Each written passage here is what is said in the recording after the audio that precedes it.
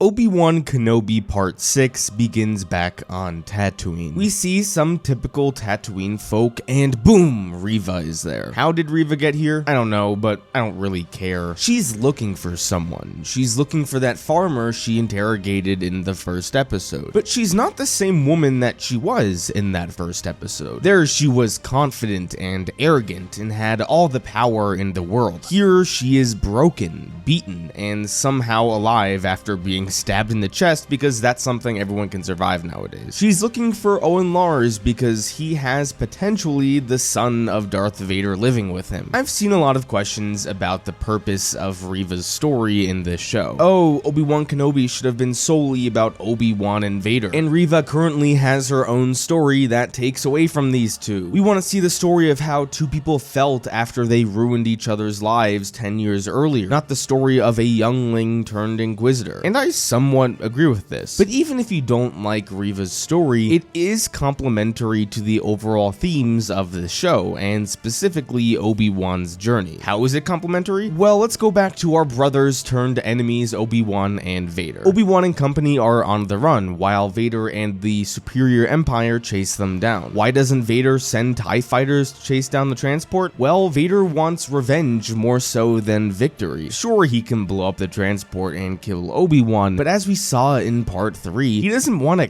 kill Obi-Wan. He wants him to suffer. He wants to see the look in Obi-Wan's eyes when he inevitably kills him. On the other hand, Obi-Wan is aware of Vader's plan and decides to leave the transport. Tunnel vision Vader will follow Obi-Wan and the partisans can go free. Obi-Wan goes to Haja and tells him to ensure that Leia gets home to Alderaan. Remember, this is the same man who he regretted trusting only 3 episodes before. Obi-Wan's learned to trust again, which is only the surface of his character arc. In typical Jedi fashion, Obi-Wan leaves while protecting everyone else, and in typical Vader fashion, he follows. Obi-Wan and Vader meet on the planet, and through sheer body language, you can tell Obi-Wan is ready. He's not scared or running away like he was in Chapter 3. Here he's facing Vader directly, chest up. The duel begins. The supposed rematch of the century begins. The duel is really split into 2 parts. The first part, they're on even footing, but Vader gets the upper hand, burying Obi-Wan in the ground. Obi-Wan recalls everything he's gone through on his journey and reminds himself what he is fighting for. Is this the emotional climax of the show? Not yet. With newfound spirit, he storms Vader and proceeds to kick his ass, with devastating blows to his chest plate and specifically one on his helmet. For the first time in live action, the barrier between Darth Vader and the man underneath is broken. One aspect of Star Wars that I've always mentally struggled with was that Anakin and Vader were the same character. Sure, I knew that they were the same person because I literally saw Anakin get put into his suit, but after Revenge of the Sith, I was always just told that they were the same person. When watching Rogue One or the original trilogy, I never felt like the man who was in the black armor was the same man who was running around in Revenge of the Sith. But here, that barrier has been broken and we see Hayden Christensen behind the mask. Now, a lot of people are going to compare this to Star Wars Rebels, as they should. From a purely visual level, these moments play out almost identically. But there's a key difference between Ahsoka's story and Obi-Wan's story. Ahsoka only found out that Anakin was not only alive, but was also Darth Vader a few days prior. Anakin's fall to the dark side hasn't been on her mind for the past 15 years. Ahsoka was able to live her life and make a difference by joining the rebellion. Ahsoka is definitely moved by fighting Vader, and she apologizes for leaving Anakin in season 5 of the Clone Wars, but this moment here isn't an emotional catharsis for Ahsoka. Her leaving Anakin wasn't something that she deeply regretted her whole life. She isn't overcoming any demons here by confronting Vader. Her life hasn't been on pause because of the birth of Darth Vader. With Obi-Wan, it is the complete opposite. Not only is Obi-Wan aware that his former brother turned to the dark side, but he blames himself. As we saw in Chapter 1, he has been a broken man for the past 10 years. This Ben Kenobi was only a shell of the General Kenobi from the Clone Wars. Obi-Wan holds immense guilt from the events of Revenge of the Sith, so confronting Vader is something he has to do. When he sees half of the face of his former apprentice, one last time he tries to have a conversation with Anakin. He breaks down in tears and apologizes apologizes for everything. Even though Anakin doesn't accept the apology, I think people don't understand the therapeutic importance that a simple apology can have. There are countless stories of people with immense guilt, and the only way they can move on is by confronting those they've hurt and apologizing. Scenarios that really damage people mentally are where a person passes away, and that leaves another person with things unsaid that will never be said. How would you feel if you got into a fight with your parents and you told them that you hated them out of anger? Of course, you don't mean that, but then your parents happen to die in a tragic accident. Having on your conscience that the last thing you said to your parents was that you hated them could easily ruin your life. This exact scenario actually plays out in The Rise of Skywalker. Kylo felt immense guilt for murdering his father, and even though that wasn't actually Han Solo who showed up on the second Death Star, it allowed Ben Solo to apologize and return to the light side. Those who make fun of this moment because Kylo Ren forgave himself don't understand that this is a rather common therapeutic exercise that people with grief and guilt go through. For the better part of a decade, Obi-Wan felt immense guilt for failing Anakin, and he was never able to apologize. But now he realizes Anakin is alive, and he has a chance to do so. He apologizes, and is now finally ready to move on with his life. He says goodbye, Darth, coming to terms with Anakin being more machine now than man, twisted and evil. One could argue that this is the thematic and emotional climax of the show. The Obi-Wan Kenobi series as a whole is about how people deal with grief and trauma. Obi-Wan hid himself away for 10 years, becoming a shell of the man he once was. He was haunted by his guilt and was scared for the longest time to do anything about it. Darth Vader was someone who dealt with his trauma through pure rage. When he found out that his former master was alive, he would stop at nothing until he not only found him, but brutally tortured him. He killed innocents along the way just at a chance of luring out Obi-Wan. Now, what about Reva? Because her story is also about dealing with trauma. Her life was pretty much destroyed in a single night, and has spent the past 10 years planning her revenge. A lot of people say her story was predictable, and while I would agree that her ending was predictable, her journey was not that of a standard revenge story. Usually these revenge stories go along the lines of a person will kill countless people and do anything in their path to murder a specific person, but when they finally have the chance to do so, they refrain because they realize that revenge was wrong. In Reva's case, she has her chance at revenge and takes it, but she fails. Vader not only survives Reva's assassination attempt, he utterly humiliates her and leaving her for dead on Jabin. In the final chapter, Reva is spiraling out of control, desperate to hurt Darth Vader in any way possible. Some have pointed out the fair criticism that Vader doesn't even know about Luke, so how could he be hurt by Luke dying? For one, maybe Reva doesn't know that Vader is oblivious to the existence of his offspring, but I think the more likely answer is that Reva is simply too emotional and irrational to come to that decision. Remember, this is a woman who spent 10 years planning her revenge, and all 10 years of that planning failed in every way possible. So I don't blame her for making stupid or irrational decisions, because that's what human beings do when they're desperate and emotional. So the climax of her story is that when her blade is raised above an unconscious Luke Skywalker, she realizes that she's become the very person she has hoped to destroy over the past 10 years. She returns an unharmed Luke to his aunt and uncle and breaks down crying. This moment, while important to concluding Reva's story, is also important to the conclusion of Obi-Wan's story. Obi-Wan, while having come to terms with his past, also went on a journey of finding himself again. Throughout the story, he becomes the Jedi he once was, and in this moment with Reva, he decides to show her mercy and comfort her in her darkest time. Obi-Wan concludes the show having reconnected with his Jedi ways, optimistic and hopeful about the future.